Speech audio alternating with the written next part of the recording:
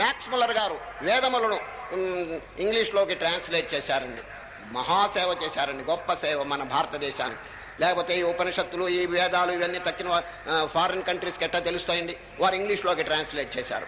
అటువంటి మహనీయుడు ఈ ప్రాంతంలో ఉన్నారు. దర్శనం చేసుకోవయ్యా, ఎడతెరిగి ఇండియాకి వెళ్ళిపోతున్నావు, 4000 మైళ్ళ దూరం నుంచి మళ్ళీ రాగలవా నీవు, అటువంటి వారిని దర్శనం చేసుకోమని చెబితే ఈ త్రివేది అనే స్టూడెంట్ అండి పరీక్ష చక్కగా రాసినాడు. వారి దర్శనార్థం వెళ్ళాడండి. ఎవరి దర్శనార్థం? Max Muller.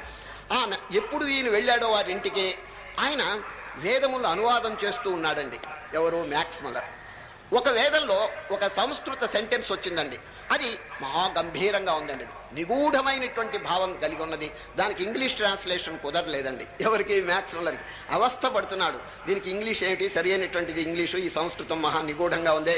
సంస్కృత భాష బాగా తెలిసినటువంటి భారతదేశంలో ఉన్న పండితులను కనుక అడిగితే చక్కగా దీనికి సమాధానం చెప్తారు. మరి 4000 మైళ్ళలో ఇండియా ఉంది కదా, అక్కడి నుంచి ఎవరు వస్తారు వేద పండితులు, ఎట్లా దీనికి అనువాదం చేసేది? కలం ఆగిపోయిందండి. సరిగా టైంలో ఈ త్రివేది అనే స్టూడెంట్ దర్శనార్థమై ఇంటర్వ్యూ కార్డు పంపించాడండి. Trivedi has come from India for interview అన్నాడండి. అది చూడంగానే మ్యాక్స్ ముల్లర్, త్రివేది భారతదేశ 3 వేదములు చదివినవాడు ఇండియా నుంచి వచ్చాడు రావాడు అని ఆనందంలో పొంగిపోయి లెట్ హిమ్ కమ్ ఇమ్మీడియట్లీ, వెంటనే వారు రమ్మని చెప్పి కబురు చేశారు. వారు రాగానే ఉన్నతమైన ఆసనం కూర్చాడండి. ఎందుకంటే ఆయన 3 వేదాలు చదివాడు కదా. మరి త్రివేది ఉన్నత ఆసనం మీద కూర్చోబెట్టాడు. ఇక చూడండి, సంభాషణ మొదలు పెట్టింది. ఎవరు మీరు అని అడిగాడు మ్యాక్స్ ముల్లర్. నేను భారతదేశంలో ఒక స్టూడెంట్ అన్నారు. ఎందుకు వచ్చారు ఇక్కడికి అన్నారు. ఐసీఎస్ పరీక్ష అది. తర్వాత what will you do next అన్నాడండి. ఎవరు? Max Muller. సరే, పరీక్ష అయిన తర్వాత ఏం చేయబోతారు? ఇది పెద్ద పరీక్ష అండి, గవర్నమెంట్ వారు మాకు చక్కని ఉద్యోగం ఇస్తారు, చక్కగా ఉద్యోగం చేసుకుంటూ హాయిగా ఉంటాను అన్నాడు. నెక్స్ట్ అన్నాడు. What will you do next అన్నాడు. నెక్స్ట్ ఏమిటి? ఇంకా నాకు యుక్త వయసు వచ్చింది, ఇంతవరకు నాకు పెళ్లి కాలేదు, ఐ షాల్ మ్యారీ అన్నాడండి. నేను పెళ్లి చేసుకుంటాను. What will you do next అన్నాడు. ఈ వదలలేదండి. ఇంకా పెళ్లి అయిన తర్వాత ఇంకా నెక్స్ట్ ఏమిటండి? బెటాలియన్ 1, 2, 3 అన్నాడండి. సైన్యం బయలుదేరతారు ఇంట్లో అన్నాడండి. అంటే ఏమిటి? సంతానం. ఓహో, సంతానమా, మంచిది. తర్వాత what will you do next అన్నాడండి. తర్వాత ఏం పిల్లలు వస్తారు, కలుగుతారు. తర్వాత ఏం చేయబోతావు అని అడిగారు. గురువురే, ఇక్కడ రావటం పొరపాటైంది, నెక్స్ట్ అని చంపుతున్నాడు ఏమిటి? హాయిగా గవర్నమెంట్ ఉద్యోగం చేసుకుంటూ ఉంటాను, నా సంసారాన్ని ఈదుకుంటూ హాయిగా ఉంటాను అన్నాడు. నెక్స్ట్ అన్నాడు. మళ్ళీ ఊరు ఆఖరికి విసుగు పుట్టి ఐ షాల్ రిటైర్ అన్నాడు. నేను రిటైర్ అయిపోతానండి. What will you do after retirement అన్నాడు. రిటైర్ అయిన తర్వాత ఏం చేస్తావు? ఊరి పెద్ద పొరపాటు అయింది రావటం, ఈయన అంతు వదలటం లేదే. ఆఖరికి ఆలోచించి ఐ షాల్ డై, నేను చస్తాను అన్నాడండి. What will you do after death అన్నాడండి. చచ్చిన తర్వాత ఏం చేయబోతావు చెప్పవయ్యా అన్నాడు. స్వామి, బతికుండగా చేసేది అర్థం కావట్లేదు నాకు, చచ్చిన తర్వాత విషయం నాకేం తెలుసు అన్నాడు. అప్పుడు చివాట్లు పెట్టాడండి మ్యాక్స్ ముల్లర్. 3 వేదాలు చదివినవాడని నేను అనుకుంటే బతికున్నప్పుడు చేయాల్సింది పశువులకు కూడా తెలుసయ్యా. నువ్వు చేసేది ఏమిటి పెద్దది? సంపాదించుకుని తింటం కాదు. ఎందుకొరకు వచ్చావో, భవిష్యత్తులో నీ శరీరం పడిపోయిన తర్వాత ఏమవుతుందో నీ గతి, అది ఇప్పుడే ఆలోచించుకోవయ్యా. నిజంగా వేదంలో చెప్పినటువంటి సారం ఏమిటిది? మానవుడి జన్మరాహిత్యం పొందాలి. ఇక్కడే మోక్షం అనేది వాడి చేతిలో కరతలామలకంగా ఉన్నప్పుడు దేని కొరకు వాడు ప్రయత్నం చేయకూడదు. కర్మ అనేటువంటిది రహితం చేయకుండా ఉంటే మళ్ళీ జన్మ తప్పదు కదా. ఏమండి, ఆ కర్మరాహిత్యానికి జ్ఞానం పొందాలి కదా. భవిష్యత్ అంతా ఇప్పుడే ఆలోచించాలి కదా. మీరు దాని గురించి ఏం పట్టించుకోకపోతే ఎట్లాగయ్యా? ఇండియాలో పుట్టి భారతదేశం ఋషుల యొక్క సంతానం అయిపోయి ఇంత మాత్రం మీకు ప్రజ్ఞ లేదా అని చెప్పి చివాట్లు పెట్టాడండి. ఎవరు? Max Muller. చూసారు, ఆశ్చర్యపోయినాడు ఈ త్రివేది. మనకు కావాల్సింది ఏమిటంటే ఈ జన్మలో ఈ ప్రపంచంలో చేసేది కాదండి గొప్ప. Next what will become of our soul after death? చనిపోయిన తర్వాత ఈ బంధువులు ఏమవుతారు, ఈ మిత్రులు ఏమవుతారు, ఈ ధనం, ఈ అధికారం, ఈ సౌందర్యం ఏమైపోతుంది చెప్పండి ఇది అని ఎవరైనా ఆలోచిస్తున్నారా? నిజంగా ఆలోచిస్తే ఇప్పుడే వారికి మనస్సు మారిపోతుందండి. ఇచ్చారా? శాశ్వతంగా మన వెంట వచ్చేది ఏమిటి? దాన్ని పట్టుకోవాలి. ఏమొస్తుంది చెప్పండి? మనం చేసిన పుణ్యకర్మ. ఏదైనా పాపం కనుక చేస్తే అది కూడా వెంట వస్తుందండి. చూచారా? కనుక పాపకర్మ అనేది వెంట రాకుండా పుణ్యకర్మ అనేది వెంట తీసుకుని వెళ్ళటం మన యొక్క విద్యుక్త కర్తవ్యం అండి. ఆ విధంగా ఎవరైనా చేస్తున్నారా? చూడండి, చనిపోయేటప్పుడు వాడు చేసినటువంటి దౌర్భాగ్య కర్మ కనుక వాడు వెంట వస్తే హీనమైనటువంటి జన్మల్లో లేక నరకం శిక్షలు ఇవన్నీ తప్పవండి. సరే, కనుక శ్రీకృష్ణ పరమాత్మ కర్మయోగం అనే పేరుతో ఈ కర్మను శుద్ధం చేయటానికి మానవుడికి సరి అయినటువంటి ఒక మార్గం చూపించడానికి ఒక పద్ధతి వెల్లడి చేస్తున్నారు. సరే, కర్మయోగం కలవండి. కర్మ అనేటువంటిది గొప్ప కాదండి, కర్మయోగం గొప్పది. చూడండి, కర్మ అనేటువంటిది అందరూ చేస్తున్నారు, అజ్ఞానులు చేస్తున్నారు, పశువులు కూడా తింటున్నాయి, తాగుతున్నాయి, అది కూడా కర్మే. చూచారా? కర్మయోగం అంటే ఏ కర్మ చేస్తే నీవు భగవంతునితో కలుస్తావో దాని పేరు కర్మయోగం. చూచారా? కర్మయోగం, యోగం అంటే ఏ విధంగా కర్మను ఆచరిస్తే భగవంతునితో కలుస్తారో దాని పేరు కర్మయోగం. నేను అడిగాను, శ్రీకృష్ణ పరమాత్మ స్థితప్రజ్ఞుల యొక్క లక్షణం అంటే జీవన్ముక్తుని యొక్క లక్షణం చక్కగా చెప్పారండి. జ్ఞాని ఈ విధంగా ఉంటారు, కోరికలన్నీ కూడా తొలగించుకొని ఇంద్రియముల్ని బాగా కంట్రోల్లో పెట్టుకుని చక్కగా ఆత్మస్థితిలో ఉంటారని చెప్పి నేను అర్జునుడు చెప్పినారు. సాంఖ్యయోగం చివర ఆ వాక్యం పట్టుకున్నాడండి ఎవరు? అర్జునుడు. కృష్ణ, హాయిగా మీరు చెప్పినట్లు నా ఆత్మస్వరూపాన్ని గురించి ఎక్కడో బాగా విచారణ చేసి ఆనందంగా ధ్యానం చేసుకుంటూ స్వస్వరూప సాక్షాత్కారం పొందటానికి ప్రయత్నం చేస్తాను. ఎందుకండి ఈ యుద్ధంలో నన్ను ప్రేరేపణ చేస్తున్నారు అని ఒక ప్రశ్న అడుగుతాడండి ఈ అధ్యాయం మొదట్లో. అర్థమైందండి? కృష్ణ పరమాత్మ యొక్క ఆశ ఏమిటంటే వీరిని నెమ్మదిగా లేపి తన కర్తవ్యం, శాస్త్ర ధర్మం ఏమిటి చెప్పండి. ఇప్పుడు దుర్యోధనుడు అవివేకం చేత చేయరాని పనులన్నీ చేసి ఎంతో లోకానికండి సరి అయినటువంటి ఆదర్శం చూపించలేదండి. దాని కొరకు శ్రీకృష్ణ పరమాత్మ ఈ ధర్మయుద్ధం చేయించాలనేటువంటి ఉద్దేశం చేత నెమ్మదిగా ఈ కర్మయోగంలో ప్రేరేపణ చేస్తున్నారు. నాయనా, యుద్ధం చే, యుద్ధస్వ విగతజ్వర అంటాడు. యుద్ధస్వ విగతజ్వర మయి సర్వాణి కర్మాణి సన్యస్యాధ్యాత్మచేతస నిరాశే నిర్మమో భూత్వా యుద్ధస్వ విగతజ్వర. ఈరోజు చెప్పే శ్లోకం అన్నది. సరే నాయన, నిష్కామ బుద్ధితో స్వస్వరూపం జ్ఞానం తెలుసుకొని, నిన్నటి దినం జ్ఞానం చెప్పినారు, ఆ జ్ఞానం ముందు తెలుసుకోవాలండి. సరే, కర్మ అనేటువంటిది ఆచరించడానికి ముందుగా జ్ఞానం తెలుసుకుంటే వండర్ఫుల్గా ఉంటుందండి. కర్మ జ్ఞానస్వరూపం కనుక తెలియకపోతే కర్మ అవకతవకలుగా ఉంటుందండి. ఎందుకని మీరు అడగచ్చు. జ్ఞానం అంటే ఏమిటండి? బ్రహ్మాండమంతా ఒకే చైతన్యం వ్యాపించున్నది. ఆ రహస్యం కనుక వీడి సరిగా అనుభవానికి వస్తే కర్మ ఎంత శుద్ధంగా ఉంటుంది. ఏ ప్రాణిని హింసింపడు, అపకారం చేయడు, ప్రేమ, కరుణ, దయ, పరోపకారం తాండవిస్తుందండి. ఎప్పుడు సర్వం కలుతం బ్రహ్మ అనేటువంటి సత్యం వారికి జీర్ణం అయితే. కనుక జ్ఞానం అనేది ముఖ్యం. కనుకనే శ్రీకృష్ణ పరమాత్మ కురు కర్మాణి, కర్మలు చెయ్యి. ఎప్పుడు? యోగస్థ. నేను చక్కని ఒక పదం చెప్పారండి, యోగస్థ కురు కర్మాణి. కర్మలు చేయటం పెద్ద గొప్ప కాదండి, తెలుసుకుని కర్మ చేయాలి. ఇప్పుడు మరమేకు ఉంటుందండి. మరమేకు ఒకవైపు తిప్పితే కిందకి దిగుతుంది. చూడండి, మరమేకు ఒకవైపు తిప్పితే కిందకి దిగుతుంది, దాన్ని రివర్స్ కనుక తిప్పితే పైకి లేస్తుందండి. చూచారా? ఆ తిప్పటంలో ఉన్నదన్నమాట చాకచక్యం. చూచారా? ఏ వైపు తిప్పాలది అది జ్ఞానం, తిప్పటం అనేది కర్మ. చిన్న దృష్టాంతం చెప్తే మీకు అర్థమవుతుంది. ఒక పెద్ద పట్టణం ఉందండి. ఆ పట్టణంలో టెక్స్టైల్ ఫ్యాక్టరీ ఒకటి ఉందండి. అంటే గుడ్డల మిల్లు, గుడ్డలు తయారు చేస్తుందండి ఒక పెద్ద ఫ్యాక్టరీ. అక్కడ చాలా మంది లేబర్, ఒక 1000 మంది కార్మికులు పనిచేస్తున్నారండి. దాని ప్రొపరైటర్ అండి సేట్, కోటీశ్వరుడు ప్రొపరైటరు. ఆ ఫ్యాక్టరీ ప్రతిరోజు చక్కగా జరుగుతున్నది. ఒకనాడు బాగా ఫ్యాక్టరీ నడుస్తున్నటువంటి టైంలో అకస్మాత్తుగా ఆగిపోయిందండి. ఆగిపోయింది. ఈ లేబరర్స్ అందరూ తిరిగి చూస్తున్నారు ఫ్యాక్టరీలో ఎందుకు ఆగింది. ఎవరు కనిపెట్టలేకపోయినారండి ఎందుకు ఆగిందో. ఈ కార్మికులంతా తిరిగి తిరిగి చూచారు, ఎందుకు ఎవరు చెప్పలేకపోయి. అప్పుడు ప్రొపరైటర్ గారండి, ఒక్క గంట గనక ఫ్యాక్టరీ ఆగిపోతే కొన్ని లక్షలు నష్టం అండి వారికి. అందుచేత ఊళ్ళో ఒక ఇంజనీర్ ఉన్నాడండి. ఆ ఇంజనీర్ దగ్గర పరిగెత్తాడు. ఎవరు? ప్రొపరైటర్. దండం పెట్టి, మహానుభావ, మా ఫ్యాక్టరీ ఒక గంట గనక ఆగిందంటే కొన్ని లక్షలు నాశనం అవుతాయి, కాబట్టి మీరు వచ్చి ఆ ఫ్యాక్టరీని కొంచెం నడపండి అన్నారు. వారు ఏమన్నారు తెలుసునా? నేను వస్తాను, ట్రై చేస్తాను, నడపడానికి ప్రయత్నం చేస్తాను. ఒకవేళ నడపకపోయినా నేను వచ్చినందుకు విజిటింగ్ ఫీజు ఒక 1000 రూపాయలు ఇవ్వాలన్నాడు. విజిటింగ్ ఫీజు, ఊరికే వచ్చినందుకైనా నేను 1000 రూపాయలు ఛార్జ్ చేస్తానన్నాడు. 1000 కాదండి, ఇంకా ఎక్కువైనా ఇస్తాను, దయచేయండి తమరు అని తీసుకొచ్చాడండి. ఎవరిని? ఇంజనీర్. ఆ ఇంజనీర్ గారు ఫ్యాక్టరీ అంతా తిరిగి ఒక సుత్తి ఇమ్మని అడిగాడండి. ఆ సుత్తి తీసుకున్నాడు. ఒక నట్టు పైకి పోయిందండి ఒక చోట, నట్టు. ఆ నట్టు మీద ఒక దెబ్బ కొట్టాడు సుత్తితో. వెంటనే ఫ్యాక్టరీ అంతా నడవటం మొదలు పెట్టిందండి. అందరూ ఆనందపడ్డారు. చూడండి, మరి ఈ శెట్టి గారు వారికి అర్పణ చేయొద్దు, 1000 రూపాయలు ఇవ్వాలి కదా దక్షిణ. ఓ పళ్ళెల్లో 1000 రూపాయలు వేసుకున్నారు, కర్పూరం వెలిగించినారు. మంగళం గురుదేవాయ అని ఆయన సమర్పించాడండి. ఎవరికి? ఇంజనీర్ గారు. ఈ దృశ్యం అంతా కార్మికులు చూస్తున్నారు. సుత్తితో ఒక్కసారి కొట్టినందుకు 1000 రూపాయలు ఈయనకి ఇచ్చినాడే అని చెప్పి కార్మికులంతా స్ట్రైక్ చేశారండి. మేము ఇంకా పని చెయ్యం, ప్రొపరేటర్ గారు పని చెయ్యం. ఒక్క సుత్తి దెబ్బకి 1000 రూపాయలు ఇస్తే మేము ఎన్నిసార్లు కొడుతున్నామో జ్ఞాపకం పెట్టుకోండి. రోజుకి 20 సార్లు 30 సార్లు సుత్తితో కొడుతున్నాం, ఆ దామాషా ప్రకారం మాకు వేతనం చెల్లించండి అంటారు. ఆ ప్రొపరేటర్ గారు ఎంత చక్కని జవాబు. నాయనలారా, ఓ కార్మికులారా, కొట్టినందుకు కాదు 1000 రూపాయలు ఇచ్చింది, ఎక్కడ కొట్టవలనో తెలివికి ఇచ్చినానన్నాడు. చూచారా, కర్మకు కాదు నేను ఇచ్చింది, జ్ఞానానికి ఇచ్చినాను డబ్బు. మీరంతా చూచినారు కదా, మీరెందుకు ఫ్యాక్టరీ నడపలేకపోయినారు? సుత్తితో కొట్టడం పెద్ద గొప్ప కాదు, ఎక్కడ కొట్టవలనో తెలివి.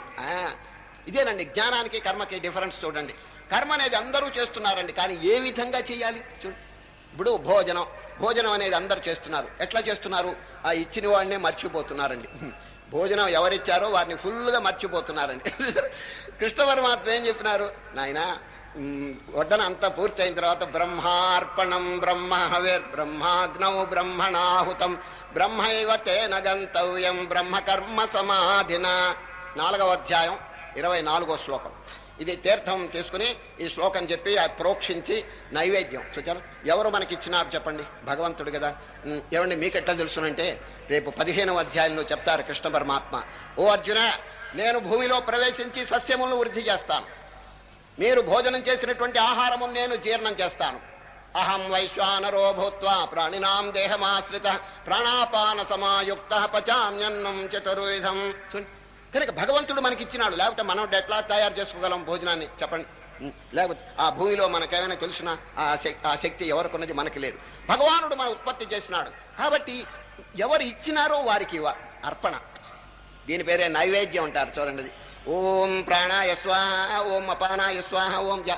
ఈ విధంగా భగవంతునికి అర్పణ చేస్తే అది ఏమవుతుందంటే యజ్ఞశేషం. చూడండి, మహాపవిత్రం అయిపోతుంది. అది కనుక భుజిస్తే రక్తం అంతా శుద్ధం అవుతుందండి. సరే, ఈ విధంగా భోజనం చేసేటప్పుడు చేయవలసిన కర్తవ్యం అందరికీ తెలుసున, శుభ్రంగా అన్నం పెట్టుకుని లేపటం తెలుసు, కానీ ఏమండి అది ఏ విధంగా చేయాలో తెలియదు. జ్ఞానైన వాడు, భక్తుడైన వాడు ఈ పద్ధతి తెలుసుకుని ముందు భగవానునికి అర్పణ చేస్తారని. ఇంకొక ఆయన ప్రశ్న అడిగండి, what is the difference between God and man అన్నాడు. What's the difference between God and man? అవతల వాడు చెప్తున్నాడు, God gives and forgives, whereas man gets and forgets అన్నాడండి. దేవుడు ఇస్తాడు, క్షమిస్తాడు, జీవుడు పొందుతాడు, ఇచ్చిన వాడిని మర్చిపోతాడు అన్నాడు. చూడండి ఎంత చక్కగా చెప్పాడు. భగవానుడు మనకి ఆ ప్రసాదం ఇచ్చినప్పుడు వారిని మర్చిపోవటం అనేది న్యాయమేనా చెప్పండి? కనుకనే భోజనం పెట్టుకున్నప్పుడు అంతా వడ్డించిన తర్వాత ఒక్కసారి బ్రహ్మార్పణం అని చెప్పి నమస్కారం చేయండి. అప్పుడేమవుతుంది? భోజనం పునీతం అయిపోతుంది, మన రక్తం కూడా శుద్ధం అవటానికి అవకాశం ఉందండి. కనుక శ్రీకృష్ణ పరమాత్మ జ్ఞానానికి భక్తికి డిఫరెన్స్ చూపిస్తున్నారండి. నాయన, కర్మ అనేది మంచిదే, కానీ తెలుసుకుని కర్మ చేయి. ఇది లేకపోతే ఏమవుతుంది? పశువులు ఏ విధంగా చేస్తున్నాయో ఆ విధంగానే చేస్తుంటాడండి. కర్మ కాదు మనకు కావాల్సింది, కర్మయోగం. కర్మయోగం అన్నమాట అది. కనుక నిన్న శ్రీకృష్ణ పరమాత్మ స్థిత ప్రజ్ఞ లక్షణం అంతా చెబితే అర్జునుడు గారు ఈ రోజు మొట్టమొదట్లోనే చెప్తున్నారు, కృష్ణ, కర్మ కంటే జ్ఞానం గొప్పదని మీరు నిన్న చెప్పారు కదా, మళ్ళా ఎందుకు నన్ను కర్మలో ప్రేరేపణ చేస్తున్నారు? ఈ హింసాపూరితమైనటువంటి ఈ యుద్ధంలోకి నన్ను ఎందుకు ప్రేరేపణ చేస్తున్నారు అని అడిగినాడండి. ఎవరు? అర్జునుడు. జాయసీ చేత్ కర్మణస్తే మతా బుద్ధిర్జనార్దన సత్యం కర్మణి ఘోరే మాం నియోజయసి కేశవ. ఏదో ఒక్కటి చెప్పండి, జ్ఞానం ఆచరించండి, కర్మను ఆచరించండి, ఏదో ఒక్కటి చెప్పండి. అంతేగాని జ్ఞానము కర్మ అయితే కన్ఫ్యూషన్ అయిపోలా అని చెప్తున్నాడండి. ఎవరు? అర్జునుడు. వ్యామిశ్రేణ యువ వాక్యేన బుద్ధిం మోహయసేవ మే తదేకం వద నిశ్చిత్యేన శ్రేయోహమాప్నుయాం. కృష్ణ, దేనివల్ల నాకు శ్రేయస్సు కలుగుతుందో దయచేసి సెలవివ్వండి అని ప్రార్థన చేస్తాడు. ఎవరు? అర్జునుడు. వెంటనే కృష్ణ పరమాత్మ జవాబు, ఆయన 2 మార్గములు ఉన్నాయి, జ్ఞాన మార్గం, కర్మ మార్గం. మీ సంస్కారం, మీ టెండెన్సీ, మీ యొక్క స్వభావం ఏ విధంగా ఉంటుందో ఆ ప్రకారంగా చెయ్యండి. కొందరికి కర్మయోగం అంటే చాలా ప్రీతి అండి. ఇప్పుడు చూడండి, గాంధీ మహాత్ముడు ఇటువంటి వారంతా కర్మయోగంలో చక్కగా ప్రవేశించి లోకాన్ని ఉద్ధరించడానికి బాగా ఉపన్యాసములు, బోధలు ఇవన్నీ చేసి జనులు తరింపజేయడానికి ప్రయత్నం చేసినారు. మరికొందరు మహనీయులు ఏకాంతంలో కూర్చుంటారండి, బయటికి రారు. ఏ కొండ గుహలోనో ఎక్కడో కూర్చుని ఓం సర్వే భద్రాణి పశ్యంతు అని సంకల్పిస్తారు. వారు ఏమి ఉపన్యాసాలు చేయరు, బల్లగుద్దరు, పెద్ద పెద్ద బోధలు చేయరు. కానీ ఏకాంతంలో కూర్చొని చక్కగా అనుభూతి ఆత్మ సాక్షాత్కారం పొంది ఆశీర్వదిస్తారు. సర్వే భద్రాణి పశ్యంతు సర్వేత్ర సుఖినః సంతు. చూడు వారి పెద్ద కానీ అది జ్ఞాన మార్గం. చూచారా, వీరు ఎక్కువ వీరు తక్కువ అని చెప్పకూడదండి. సరే, ఇటు కర్మయోగంలో ప్రవేశించిన వారు లోకాన్ని ఉద్ధరించడానికి ఎంతమందో ప్రయత్నం చేస్తున్నారు. మరికొందరు ఏకాంతంలో కూర్చుని వారు కూడా లోకానికి ఎంతో శ్రేయస్సును కలుగు చేస్తున్నారు. వీళ్ళిద్దరిలో ఎవరు గొప్ప అంటే ఆ డిఫరెన్స్ ఎవరు చెప్పలేరండి.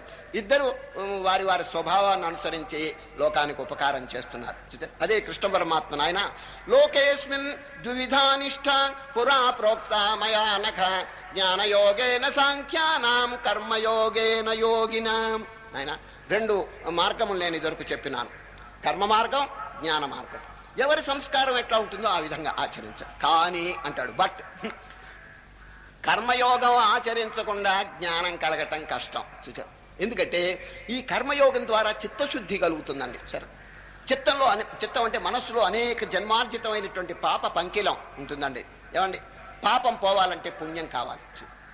ఇప్పుడు మైనస్ ఉందండి, మైనస్ పోవాలంటే ఏం కావాలి మనకి చెప్పండి? ప్లస్ అనేది ఉంటే గానీ మైనస్ పోదండి. ఇప్పుడు చూడండి, -2 -2 ఏం చేయాలి మనం? ఏడవకూడదు. బ్రింగ్ +4. +4 కనుక తెస్తే -2 అంతర్ధానం అయిపోతుందండి. అదేవిధంగా మైనస్ అంటే ఏమిటి? పాపం. ఈ పాపం ఉంచుకుని ఏమో బ్రహ్మజ్ఞానం పొందాలంటే అసాధ్యం అండి. ఎందుకంటే పాపం తొలగి పుణ్యం ఉండాలి. చిత్తశుద్ధి కలగాలంటే పుణ్యం, నిష్కామ కర్మ ఇటువంటిది కావాలన్నది. ఆ పుణ్యకర్మ యొక్క ప్రభావం ఏమిటంటే పాపాన్ని మింగేస్తుంది అన్నది, పాపాన్ని మింగేస్తుంది. పుణ్యకార్యము వదలబోకన్నా, పెద్దలు దీని పేరు తత్వసారం. పుణ్యకార్యము వదలబోకన్నా పుణ్యంబు చేతను పాపమంతయు భస్మమగునన్నా చిత్తశుద్ధికి హేతువైన పుణ్యపుంజము చేతలెస్సగా స్వస్వరూప జ్ఞాన మొదవును బంధముక్తియు గలిగి తీరును తత్వసారము తెలిసికోరన్నా. పాప కార్యము చేయబోకన్నా పాప ఫలితము పరమ దుఃఖము తెలిసికోరన్నా.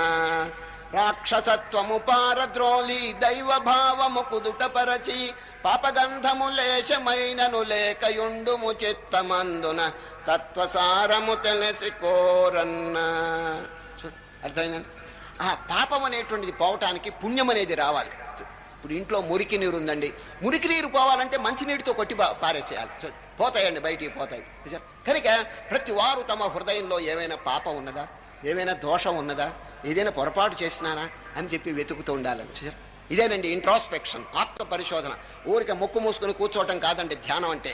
To think over the mind again and again. అది తన యొక్క మనస్సు ఏ సిచ్యువేషన్లో ఉన్నదో, ఏ పరిస్థితిలో ఉన్నదో జాగ్రత్తగా ఆలోచించాలని.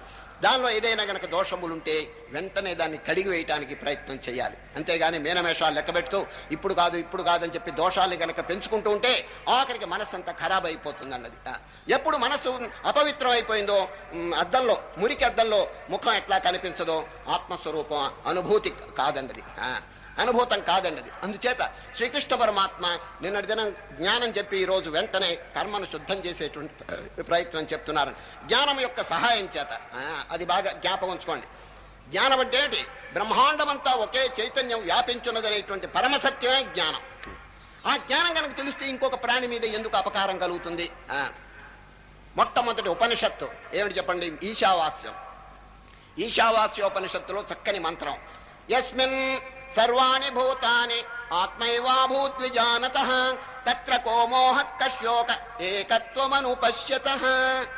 ఎంత గంభీరంగా ఉందో! బ్రహ్మాండమంతా ఏకమనేటువంటి విషయం తెలిసినప్పుడు ఒక ప్రాణికి మీద అపకారం ఎందుకు కలుగుతుంది? అసూయ ఎందుకు కలుగుతుంది? ద్వేషం ఎందుకు కలుగుతుంది? నిలదీసి అడిగేశాడండి ఆ ఋషివర్యుడు. చూడండి, తత్ర చూడండి, యస్మిన్ సర్వాణి భూతాని ఆత్మైవాభూద్విజానతః తత్ర కో మోహ, అజ్ఞానం ఇంకెక్కడుంది? కశ్యోక, దుఃఖం ఎక్కడుంది? ఏకత్వమనుపశ్యతః. ఒకే, రేపు విశ్వరూపం చూడండి, బ్రహ్మాండమంతైన ఒకే చైతన్యం విశ్వరూపం. అనేక బాహూదర వక్త్రనేత్రం పశ్యామి త్వాం సర్వతోనంతరూపం నాంతం న మధ్యం న పునస్తవాదిం పశ్యామి విశ్వేశ్వర విశ్వరూప. ఈ విషయం తెలిస్తే కర్మ ఎంత శుద్ధంగా ఉంటుందన్నది.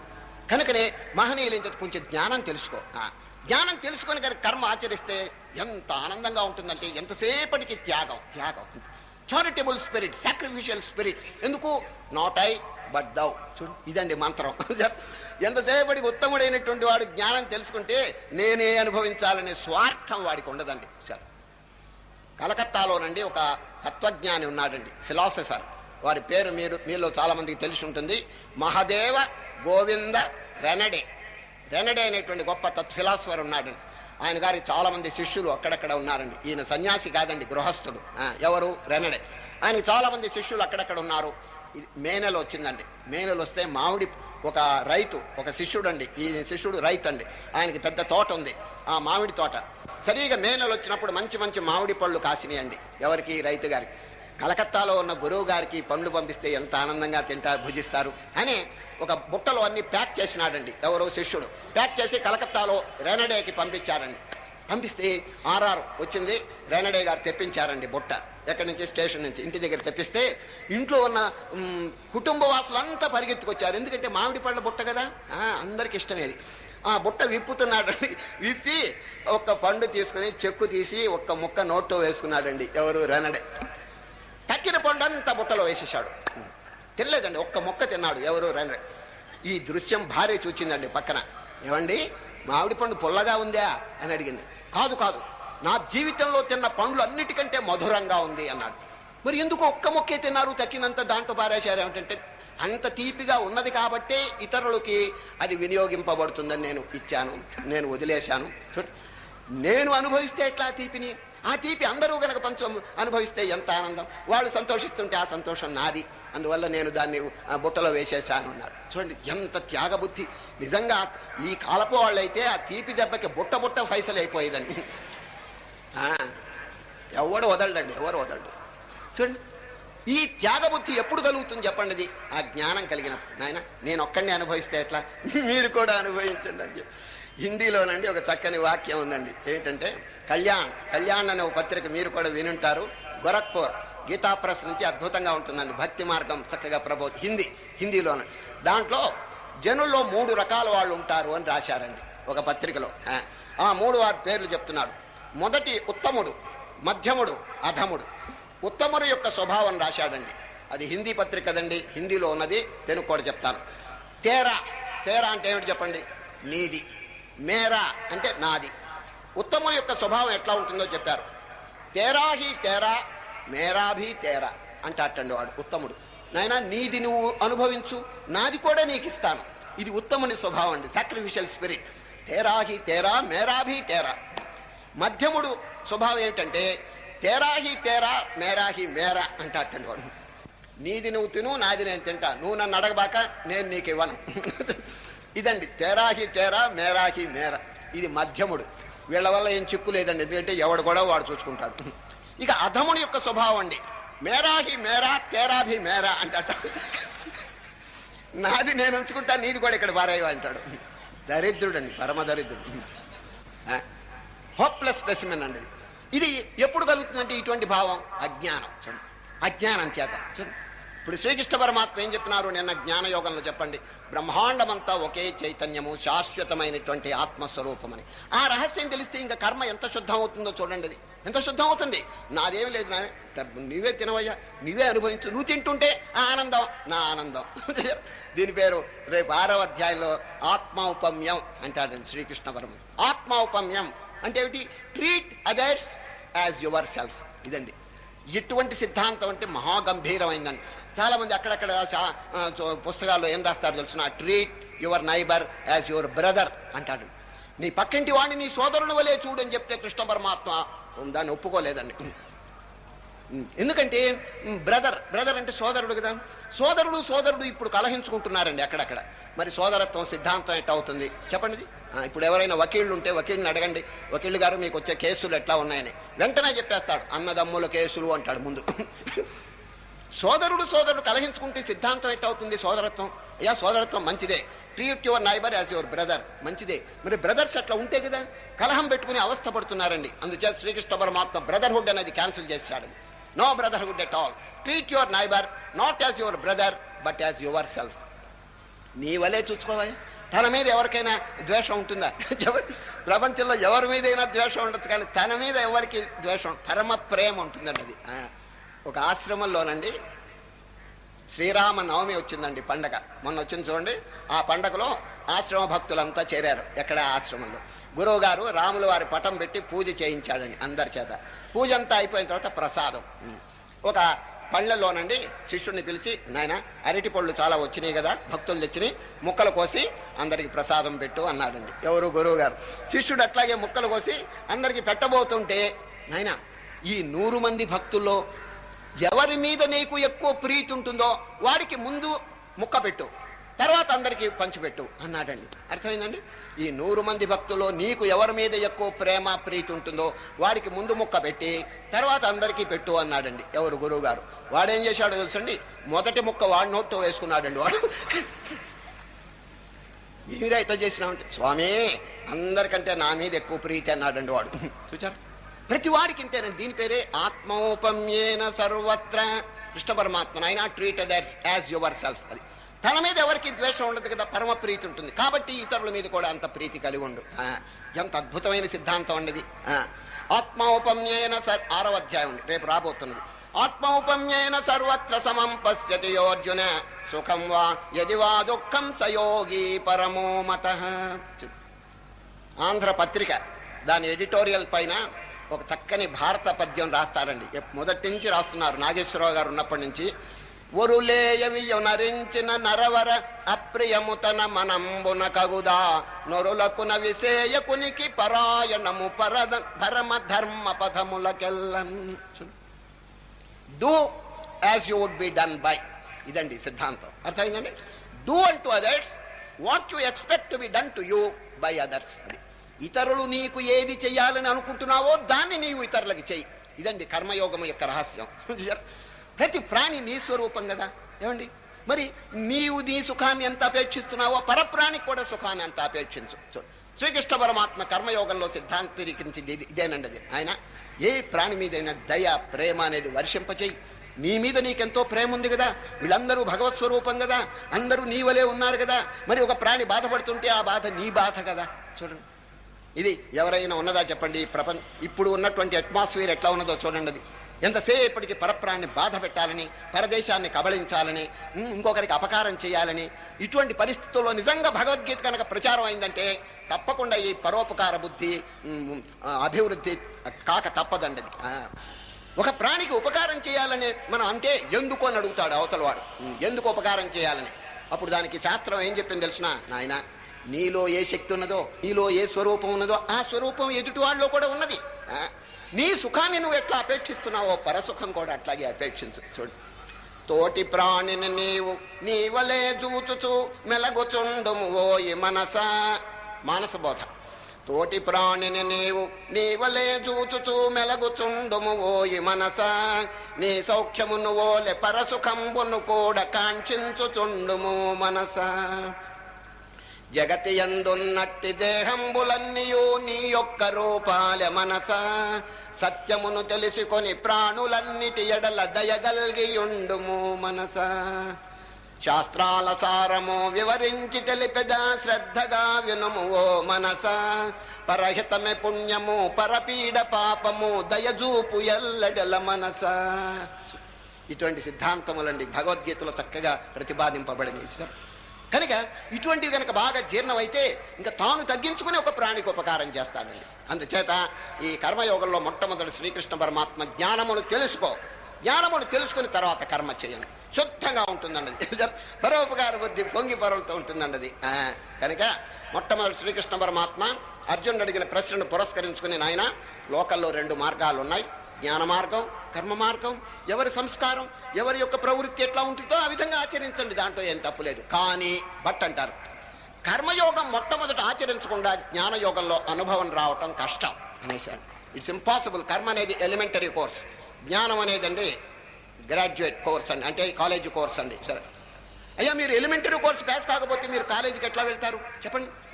3 కోర్సులు ఉన్నాయి కదండి, elementary course, high school course, college course. కర్మ, భక్తి, జ్ఞానం. జ్ఞానం అనేది కాలేజ్ కోర్స్ అండి, ఫైనల్ కోర్స్. అది దాంట్లో మనం ఆరితేరాలంటే ముందు ఎలిమెంటరీ కోర్సులో కొంచెం అనుభవం పొందాలి కదా, చెప్పండి. ఇది లేకుండా అట్లా వెళ్ళగారు. కనుకనే శ్రీకృష్ణ పరమాత్మ కర్మయోగంలో ప్రవేశం లేకుండా జ్ఞానయోగం కలగటం చాలా కష్టం. చిత్తశుద్ధి కలగాలి కదా ముందు. చిత్తశుద్ధి కలగటానికి పుణ్యకార్యములు ఇవన్నీ చేయాలి కదా, చెప్పండి. నిష్కామ కార్యములు చేయాలి కదా. కాబట్టి కర్మయోగంలో కొంత ప్రయత్నం ఉంటే తప్ప ఆ మనస్సు శుద్ధం కాదు. మనస్సు శుద్ధం కాకపోతే ఆత్మజ్ఞానం కలగదు. చూచారా? కనుక ఈ కర్మయోగం నకర్మణామనారంభాన్నైష్కర్మ్యం పురుషోస్నుతే. చక్కని శ్లోకం అండి. నకర్మణామనారంభాన్, కర్మలు చేయకుండా నైష్కర్మ్యం అంటే ఈ జ్ఞాన మార్గం. చూడండి, సమాధి స్థితి, తురీయ స్థితి అది కలగటం కష్టం. ఎందుకంటే హృదయం పాపభూయిష్టంగా ఉంటే మనసు అధిష్టానంగా ఉన్నటువంటి ఆత్మస్వరూపం ఎట్లా తెలుస్తుంది, చెప్పండి. కనుక హృదయం నిర్మలంగా ఉండాలంటే పుణ్యము, నిష్కామ కర్మ, పుణ్యకర్మ, ఇటువంటి అన్ని పరోపకార కర్మ శుద్ధంగా ఉండాలని. అది లేదే, జనులకు లేదు. అంచేత అకస్మాత్తుగా వాడికి మోక్షం కలగాలంటే కలగదండి, ఇంపాసిబుల్. ఎందుకు? మోక్షం అనేది జ్ఞానం ఉంటేనే కలుగుతుందండి. జ్ఞానం ఎట్లా వస్తుందంటే చిత్తశుద్ధి కలిగితేనే జ్ఞానం కలుగుతుంది. చూచారా? కనుకనే శ్రీకృష్ణ పరమాత్మ నాయన మీరు భక్తితో ఆరాధిస్తూ ఉండండి. చూడండి, రేపు 10వ అధ్యాయం విభూతి యోగంలో జ్ఞానము చేత మోక్షం అనేది ఖాయం. ఎక్కడైనా రాసి పెట్టుకోండి గోడ మీద, జ్ఞానాదేవత కైవల్యం. కైవల్యం అంటే మోక్షం కావాలంటే జ్ఞానం. జ్ఞానం అంటే ఏమిటి? స్వస్వరూప అనుభవం. అది తన స్వరూపం అండి. వీడి దేహం అని చెప్పి అనుకుంటాం, ఇట్ ఈస్ ఫాల్స్. దేహం కాదండి ఇది. తన యొక్క యథార్థమైన స్వరూపం తెలుసుకుంటేనే వాడికి శాంతి కలుగుతుంది కదండి. ఇప్పుడు రాత్రి నిద్రపోతున్నాడు, ఎన్నో దుఃఖాలు అనుభవిస్తున్నాడు. దుఃఖాలన్నీ పోవటానికి ఉపాయం ఏమిటి చెప్పండి? మేలుకోవటం. ఆ మేలుకోవటం అనేది జ్ఞానం. ఆ జ్ఞానంతో అన్ని దుఃఖాలు సమస్యపోతాయండి. కానీ జ్ఞానం కలగాలంటే చిత్తం మలినంగా ఉంటే కలగదండి. భగవానుడు చెప్తున్నారు 10వ అధ్యాయంలో, తేషాం సతతయుక్తానాం భజతాం ప్రీతిపూర్వకం. అర్జున, ఎవరు ప్రీతిపూర్వకంగా నన్ను గురించి చింతన చేస్తున్నారో నేను సంతోషించి దదామి బుద్ధియోగం తం ఏన మాముపయాంతితే, వారికి ఆత్మజ్ఞానం నేను కలుగు చేస్తాను. చూచారా? ఆత్మజ్ఞానం ఎట్లా వస్తుంది? By the grace of God. మనం ఎన్ని ప్రయత్నం చేసినా భగవాను యొక్క గ్రేస్, బ్లెస్సింగ్ లేకపోతే కష్టం అండి. మరి వారి బ్లెస్సింగ్ ఎట్లా వస్తుంది? మనం భక్తిపూర్వకంగా ప్రీతిపూర్వకంగా ఆరాధిస్తుంటే, మనం చేసేటువంటి కర్మలు పవిత్రంగా ఉంటే భగవాను యొక్క దయ తప్పకుండా కలిగి తీరుతుంది. దానివల్ల ఆత్మజ్ఞానం కలుగుతుందని, దానివల్ల మోక్షం పొందుతాడు. అర్థమైందండి? కనుక నకర్మణామనారంభ నైష్కర్మ్యం పురుషోస్నుతే. నైష్కర్మ్యం అంటే మోక్షస్థితి. ఈ కర్మలు ఆచరించకుండా మొదట్లో కలగదు. ఎందుకంటే చిత్తశుద్ధి కలగాలి. కనుక పాపం అనేటువంటిది మహాఘోరమైనటువంటిదండి. హృదయంలో పాపం ఉన్నంత వరకు, ద్వేషం ఉన్నంత వరకు, అసూయ ఉన్నంత వరకు, దుష్టగుణాలు ఉన్నంత వరకు ఇంపాసిబుల్. మోక్షం అనేది అసాధ్యం అండి. కనుక ఊరికి కలవరిస్తే కాదండి, నాకు రెనన్సీ, నాకు మోక్షం రియలైజేషన్ కావాలంటే ఎట్లా వస్తుందండి? First think over your mind. అది ఈ మనస్సు ఏ స్థితిలో ఉందో కొంచెం ఆలోచించండి. తమోగుణమా, రజోగుణమా, సత్వగుణమా? చూడండి, మనం పొందవలసింది ఏమిటి? సత్వగుణం కూడా దాటిపోయి విశుద్ధ సత్వం. చూచారు? విశుద్ధ సత్వం అంటే ఏమిటంటే గుణాతీతం. ఆ గుణాతీతమైనటువంటి స్థితిలోకి పోవాలంటే 3 గుణములు దాటాలంటే మొట్టమొదటి సత్వగుణం దగ్గరికి రావాలండి. సత్వగుణం. చూచారు? ఏ గుణాలు పోవాలి? తమోగుణం పోవాలి, రజోగుణం పోవాలి. ఇప్పుడు టైం కాదండి, ఎందుకంటే 14వ అధ్యాయం గుణత్రయ విభాగ యోగంలో చక్కగా చెప్తాం. అది భగవానుడు ఒక అధ్యాయమే కేటాయించినారు ఈ 3 గుణాలకి. సరే, చాలా మంది యొక్క పరిస్థితి ఎట్లా ఉంది? తమోగుణం. తమోగుణం అంటే ఏంటండి? బద్ధకం, సోమరితనం, ఎక్కువ భోజనం, ఎక్కువ నిద్ర, ఇదండి తమోగుణ సంబంధంగా. ఏమి ఒక పని చేయడండి, ఊరికే కూర్చుంటాడండి. దానివల్ల మోక్షం ఎట్లా వస్తుందండి? ఈ తమోగుణం వల్ల. ఇప్పుడు ఊరికే కూర్చుంటే ఒకటి మాత్రం తప్పకుండా వస్తుందండి. ఏమిటి తెలిసినా? చావు. ఏనాటికైనా చస్తాడు వాడు, ఊరికే కూర్చుంటే చాలండి. కానీ మోక్షం రాదండి. మోక్షం ప్రయత్నము యొక్క ఫలితం. కష్టపడి తన యొక్క మనస్సును శుద్ధం చేసుకుని మోక్షం పొందాలే కానీ ఊరికే కూర్చుని తిని తాగి నిద్రపోతుంటే మోక్షం రాదండి అది. అందుచేత శ్రీకృష్ణ పరమాత్మ చక్కగా ఇక్కడ బోధిస్తున్నారు. నాయన కర్మలు ఆచరిస్తూ చిత్తశుద్ధి కలుగు చేసుకుని నిష్కామ భావంతో, కర్తృత్వం లేకుండా దైవార్పణ బుద్ధితో చేయండి. సరే, కర్మలు ఎడితిరిగి చేయాల్సిందే. ఇప్పుడు నడవటం కర్మే కదా. పెద్దలు ఏం చెప్తున్నా, ఆయన ఎడితిరిగి నడుస్తున్నావు, ప్రదక్షిణం అని ఎందుకు అనుకోకూడదు అన్నాడు. చూడండి, ఒక మహనీయుడు ఎడితిరిగి నువ్వు నడుస్తున్నావు, నడవక తప్పదు, ప్రదక్షిణం అనుకోరాదా? భగవంతుడు అన్ని చోట్ల ఉన్నాడు కదా, నువ్వు నడక అనుకుంటే ఎట్లా? అది ప్రదక్షిణంగా మార్చుకోవయ్యా అన్నాడు. చూడండి, ఆత్మాత్వం అంతరిష్యసి. అర్జున, మహాపాప సముద్రం సంపాదించిన జ్ఞానం అనే నావ తెచ్చుకోవయ్యా, అవలీలగా ఈ పాప సముద్రం దాటివేయచ్చున్నా. చూడండి, ఎంత ధైర్యం చెప్పిన పాపం చెయ్యమని కాదు, ఏదైనా పొరపాటు గ్రహపాటున పాపం చేసినా ఇక అధైర్యపడవద్దు. ఇక మీదట ఆ పాపం కడిగి వేసుకుని పుణ్యంలో అడుగు పెట్టు, చూచారు, జ్ఞానంలో అడుగు పెట్టండి. అదండి మహనీయులు ఏం చెప్పినారు, hate sin but not the sinner. ఇదండి మన యొక్క సిద్ధాంతం. అది హేట్ సిన్, పాపాన్ని దూషించండి, పాపాత్ముని దూషించవద్దు. ఎందుకంటే ఈనాడు పాపాత్ముడు పెద్దల యొక్క సాంగత్యం చేత పుణ్యాత్ముడుగా మారగలడు. చూచారు, మనకి రత్నాకరుడే దృష్టాంతం అండి. ఎంతమంది ఎవరండి చైరాని పనులన్నీ చేసి మహాత్ముని యొక్క సాంగత్యం చేత మారిపోయిన మహనీయులు ఎంతమందో ఉన్నారండి. చూచారు, కనుక శ్రీకృష్ణ పరమాత్మ అండి అక్కడక్కడ చెప్తుంటారు. రేపు 9వ అధ్యాయం చూడండి. అపిచేత్ సుదురాచారో భజతే మాం అనన్య భాగ్ సాధురేవ సమంతవ్య సమ్యక్ వ్యవసితో హి సహ. సుదురాచారం, మహాపాప దురాచారం కలిగినా కూడా వారు కనుక మంచి మార్గంలోకి వస్తే వారి పేరు సాధు. కనుక ఎవరిని కూడా మనం కించిత్ చేయకూడదండి. స్వామి వివేకానంద ఎంత గంభీరంగా చెప్పారు చూడండి. ఓ డివినిటీస్ అపాన్ ఎర్త్, పాపుల్ని సంబోధన చేస్తున్నాడు చూడండి. పాపాత్ముల్ని ఎట్లా పిలిచాడంటే, ఓ డివినిటీస్ అపాన్ ఎర్త్, భూమిపై మూర్తి భవించినటువంటి చిన్మయ స్వరూపులారా, సిన్నర్స్, మీరు పాపులా. It is a sin to call a man a sinner. మానవుణ్ణి పాపి అని అనటమే పాపం అనేసాడండి. చూడండి, అట్లా అనబాకండి. It's a sin to call a man a sinner. It's a standing libel on human nature to call a man a sinner. Stand up, O lions, shake off the delusion that you are sheep. Your soul's immortal, blessed and free. You are not matter, matter is your servant. ఎంత గంభీరమైన బోధ. ఇదండి ఇప్పుడు మనకు కావాల్సింది. ఎవరిని కించిత్ చేయకూడదండి. ఎందుకంటే పాపం ఏదో పొరపాటు గ్రహపాటు చేయరాని తెలివి తక్కువ చేత కొందరు కొన్ని పనులు చేస్తుంటారు. మనం ఏం చేయాలి తెలుసండి, నిరుత్సాహపరచకూడదు. నాయన నువ్వు చేసేది పొరపాటు, ఇక మీదట ఆ పొరపాటు చేయవద్దు. ఏదో గతించిన దాని గురించి మీరే చింతన చేయబాకండి. Let the dead past bury its dead అన్నాడు. ఎవరు? లాంగ్ ఫెలో అనే కవీశ్వరుడు. Let the dead past bury its dead, acting the living present, heart within and God overhead. గతించిన దాని గురించి ఏడవబాక, ఏదో అయిపోయింది, బురద తొక్కావు, ఇప్పుడేం చేయాలి, నీళ్లు తీసుకుని కాళ్ళు కడుక్కోండి, మరలా బురదలో కాలు పెట్టవద్దు. ఇదండి సరే. కనుక హృదయంలో ఏదైనా పాపము దోషము ఏదైనా ఉంటే ఏం చేయాలి తెలుసండి, పుణ్యాన్ని పిలుచుకురండి. పుణ్యాన్ని తీసుకొచ్చి పాపాన్ని భస్మీభూతం చేయాలి. ఎప్పుడు? రేపు 7వ అధ్యాయంలో కృష్ణ పరమాత్మ చెప్తారండి ఇది. ఏషాం త్వంతగతం పాపం. మీలో కొందరు అడగచ్చు, ఏమండి చేసిన పాపం ఏమైపోతుంది అని మీరు అడగచ్చు. కృష్ణ పరమాత్మ చెప్తున్నారు, నాయన పుణ్యం కనుక తెచ్చుకుంటే పాపం దగ్ధం అయిపోతుందని స్పష్టంగా చెప్పేశారండి. సరే, పాపం చేయమని కాదు, ఇదురుకు చేసినటువంటి పాపం దాని గురించి ఊరికి ఏడుస్తుంటే లాభం లేదండి. బ్రింగ్ యువర్ పుణ్యం పాజిటివ్. ఆ పాజిటివ్ పుణ్యం కనుక తెచ్చుకుంటే నెగటివ్ పాపం ఎగిరి అవతల పోతుంది. దానికి ప్రమాణం 7వ అధ్యాయం. ఏషాం త్వంతగతం పాపం జనానాం పుణ్యకర్మణాం తే ద్వంద్వమోహ నిర్ముక్త భజంతే మాం దృఢవ్రత. ఎంత అద్భుతమైన. కనుక ఇంకా పాపులు చింత పడవలసిన పని లేదు. ఏదో పొరపాటు గ్రహపాటు జరిగిపోయింది. ఇక మీదట పాపం చేయకుండా, ఉన్నటువంటి పాపాన్ని గురించి ఏడవకుండా దాన్ని కడిగేయటానికి ప్రయత్నం చేయాలి. పాపం దేనివల్ల కడగబడుతుంది? పుణ్యం చేత, నిష్కామ కర్మ చేత అదంతా దగ్ధం అయిపోతుందని, తొలగిపోతుంది. అందుచేత శ్రీకృష్ణ పరమాత్మ నాయన పుణ్యాన్ని అధికం చేసుకోండి. ఏషాం త్వంతగతం పాపం. చూడండి, అంతగతం పాపం పుణ్యకర్మణం. పుణ్యకార్యముల చేత పాపం ఎవరికి తొలగిపోయిందో చూచారు, తొలగిపోతుందండి, తప్పకుండా పోతుంది. ఊరికే ఏడవలసినటువంటి పని లేదండి అది. కనుకనే మహాత్ముల యొక్క చరిత్ర చూడండి, ఒక్కొక్కసారి పొరపాటు జరగవచ్చు, కానీ వారేమి చింతపడరండి.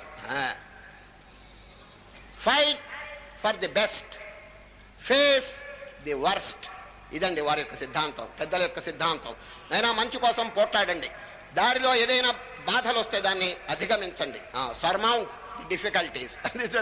డిఫికల్టీస్ వచ్చినాయని ఎవరు ఈ మూలగవలసిన పని లేదండి. అది fight for the best, face the worst. ఏది వచ్చినా అవాంతరం అండి కేర్ చేయకూడదు. మనం పోయేది గమ్యస్థానం చాలా అద్భుతమైంది, మోక్షం, దైవ సాక్షాత్కారం. దానికి కొరకు పోతున్నాం, దారిలో వచ్చే చిన్న చిన్న అవాంతరములు మనం లెక్క చేయకూడదండి. అది సరే. కొందరండి ఏమో పొగడతారు, ఎవరు మీరు గొప్పవారని, కొందరు తిడతారు. ఇవన్నీ లక్ష్య పెట్టుకుంటే ఎట్లా చెప్పండి? ఈ జ్ఞానైనటువంటి వాడు కేర్ చేయడండి వీళ్ళందరినీ కూడా. Hate then no more. Few only know the truth, the rest will hate and laugh at the but pay no heed. Vivekananda. సత్యం తెలిసిన వారు కొద్దిమంది. Few only know the truth, the rest will hate and laugh at the but pay no heed. Go thou from place to place and help them out of Maya's wheel. కొందరే సత్యమిరుంగుచుందురిలను కాని తక్కిన వారలు గనుడ నిన్ను చేరి నవ్విన లక్ష్యంబు చేయబోకు. మిత్రుడా ఎల్ల కడలకు పోయి మోదమున కై వెదకక ఖేదమునకు భయపడకయుండి తలచనుచు మాయ తెరదీసి జనుల తమమ్ము బాపి ఎతిపాడుము కంఠము ఎత్తిపాడు యతివరాధీర ఓం తత్సదనుచుబాడు. సాంగ్ ఆఫ్ ది సన్యాసన్ 13 పద్యాలు రాసినారండి వివేకానంద. ఇంగ్లీష్లో అద్భుతంగా ఉంటాయి. దాని పేరు Yatigeetam, the song of the Sannyasin. వారు ఇదే చెప్పినారండి, నాయన కేర్ చేయబాకండి. ఏదో రకరకాలుగా అంటుంటారు, ఇవన్నీ మనం మనసులో పెట్టుకుంటే ఎట్లా? ముందుకు పోతుండాలండి, సాగిపోతుండాలి. మన గమ్యస్థానం చాలా గంభీరమైందండి. ఏమండి, ఈ దారిలో వచ్చిన అవాంతరములని కేర్ చేయకూడదండి. కనుకనే ఈరోజు శ్రీకృష్ణ పరమాత్మ కర్మయోగాన్ని బోధిస్తూ అర్జున జ్ఞానము కర్మ 2 మార్గాలు. ఎవరి యొక్క ప్రవృత్తి ఎట్లా ఉంటుందో దాన్ని అనుసరించండి. కానీ ఈ కర్మ మార్గం ఆచరించకుండా జ్ఞానం కలగటం కష్టం. నకర్మణా మనారంభా నైష్కర్మ్యం పురుషోస్నుతే నచ సన్యసనా దేవా సిద్ధిం సమధిగచ్చతి. కర్మ చేయకుండా ఎవరు ఉండలేరు అన్నారు. నహి కశ్చిత్ క్షణమపి జాతు తిష్టతి అకర్మకృత్ కార్యతే హ్యవశ కర్మ సర్వ ప్రకృతి జైర్గుణై. కానీ కొందరు ఏం చేస్తారో చూడండి, 2 రకాలు చెప్పుకొచ్చారు. కొందరు తాత్కాలికమైనటువంటి ఆవేశాలు, తాత్కాలికమైనటువంటి వైరాగ్యాలు కలిగి ఇళ్లలో నుంచి వెళ్ళిపోతారటండి. కొందరు వెళ్ళిపోయి ఏకాంతంలో కూర్చుని ఏమో పెద్ద వైరాగ్యం కలిగినట్టు నటిస్తారండి. దాన్ని శ్రీకృష్ణ పరమాత్మ ఖండిస్తున్నారండి.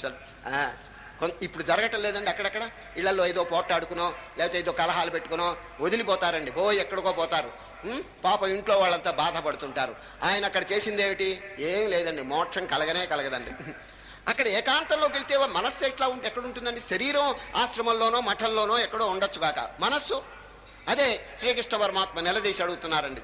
కర్మేంద్రియాన్ని సంయమ్య. కర్మేంద్రియములు అంటే ఏంటి చెప్పండి? చేతులు కాళ్ళు ఇవన్నీ కర్మేంద్రియాలు. అది సంయమ్య. ఒక చోట కూర్చుని కొండ గుహలోనో లేకపోతే ఆశ్రమంలోనో ఈ కాళ్ళు చేతులు బిగబెట్టుకుని ఇట్లా కూర్చున్నాడు. But what about the mind? మనస్సు ఎట్లా ఉంటుందని అడుగుతున్నారు కృష్ణ పరమాత్మ.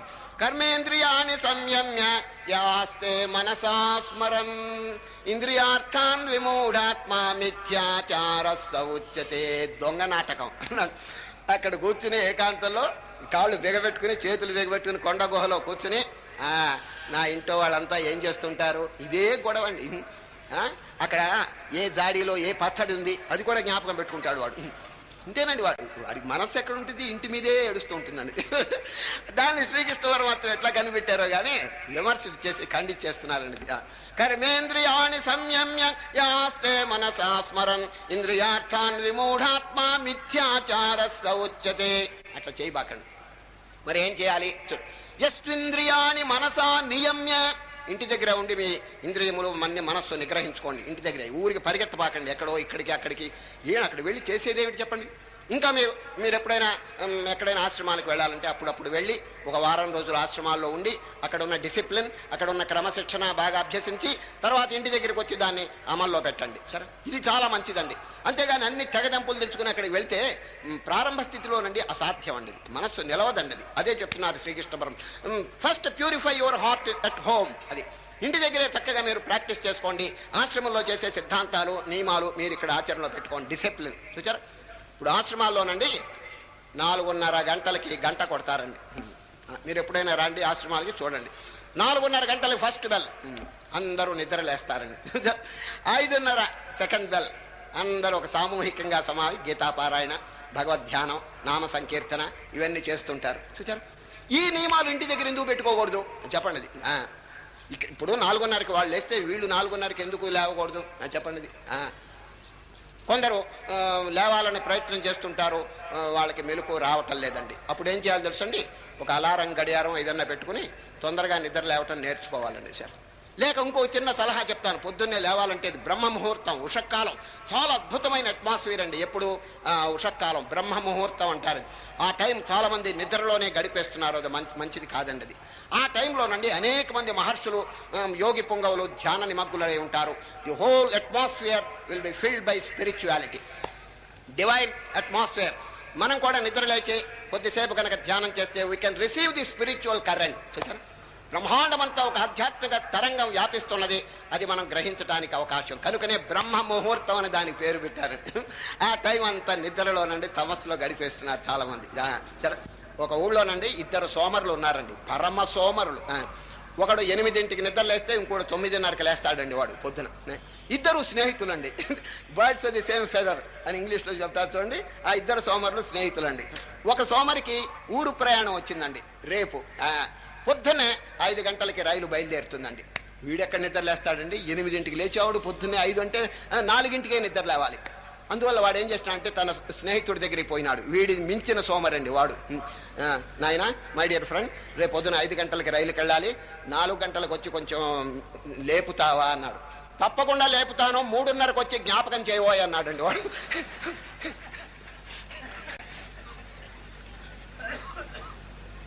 పరమ సోమరి. ఈ విధంగా ఉషకాలం అంతా నాశనం చేసేటువంటి రకాలు చాలా మంది ఉన్నారండి. అట్లా కాదండి. ఇదంతా ఎందుకు చెప్తున్నానంటే శ్రీకృష్ణ పరమాత్మ త్వరపడి మీరు ఎక్కడికి వెళ్ళబాకండి. యస్త్వింద్రియాని మనసా నియమ్య, ఇంటి దగ్గరే కొంచెం బాగా ప్రాక్టీస్ చేయండి. ఆరభతే అర్జున కర్మేంద్రియై కర్మయోగమసక్త సవిశిష్యతే.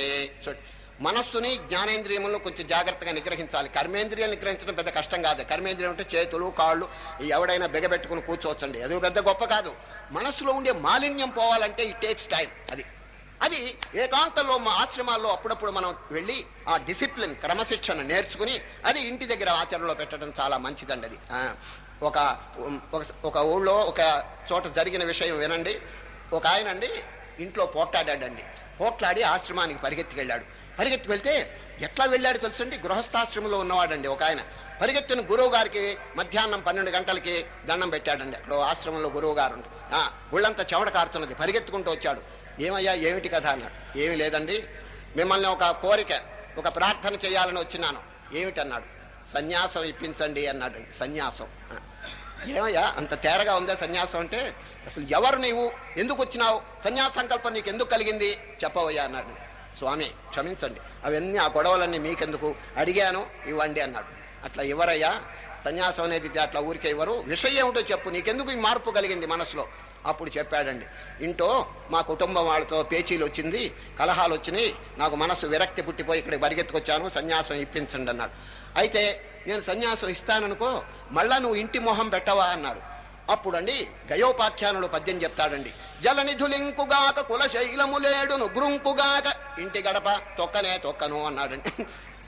ఎంత ఆశ్చర్యపడ్డాడు. ఓహో, ఎంత వైరాగ్యం, ఎంత వైరాగ్యం, మళ్ళీ ఇంటికి వెళ్ళట వీడని. అయినా ఇంకొక చిన్న ప్రశ్న అడుగుతాం. ఏమయ్యా, నేను నీకు సన్యాసం ఇస్తాననుకో, మీ ఇంటి వాళ్ళు నువ్వు ఇక్కడ ఉన్నావు అని చెప్పి తెలుసుకుని ఇక్కడికి పరిగెత్తుకు వస్తారనుకో, మిమ్మల్ని ప్రార్థన చేస్తారనుకోండి, ఏదో పొరపాటు జరిగింది రాండి ఇంటికి అని చెప్పి మిమ్మల్ని అడుగుతారనుకోండి, అప్పుడు ఏం చేస్తారు అని అడిగాడు. అప్పటి సంగతి ఆలోచించుకోవచ్చులేండి అన్నాడండి వాడు. ఏమైనా ఉందే చెప్పండి దీంట్లో వైరాగ్యం. ఈ విధంగా శ్రీకృష్ణ పరమాత్మ దీన్నే ఖండిస్తున్నారండి. యస్త్వింద్రియాని మనసా నియమ్య, ఇంటి దగ్గరే ఉండి కొంచెం బాగా ప్రాక్టీస్ చేయండి. ఆశ్రమాల్లో ఏ సిద్ధాంతాలు అమలుపరుస్తున్నారో దాన్ని ఇక్కడ కూడా అమలుపరచండి. ఇక్కడ ధ్యానం చేయండి, ఇక్కడ గీతాపారాయణ చేయండి, ఇక్కడ ఉషక్కాలంలో నిద్ర లేవండి, ఇక్కడ పేదవారికి ఏదైనా సహాయం చేయండి. ఏమండి, ఎందుకు చేయకూడదు? ఆ టైం వచ్చినప్పుడు మనం చెప్పకుండానే ఆ వైరాగ్యం కలుగుతుందండి. సరే, ఆ టైం వరకు వేచి ఉండాలి. చూసారా, యస్త్వింద్రియాని మనసా నియమ్య ఆరభతే అర్జున కర్మేంద్రియై కర్మయోగమసక్త సవిశిష్యతే. కాబట్టి ఇప్పుడు ఏం చెప్తున్నారు కృష్ణ, నాయన కర్మలు వదలబాకండి, నియతం కురు కర్మత్వం. ఈ శాస్త్రములు పెద్దలు ఏది నిర్దేశించినారో ఆ శుభ కర్మలు చెయ్యండి.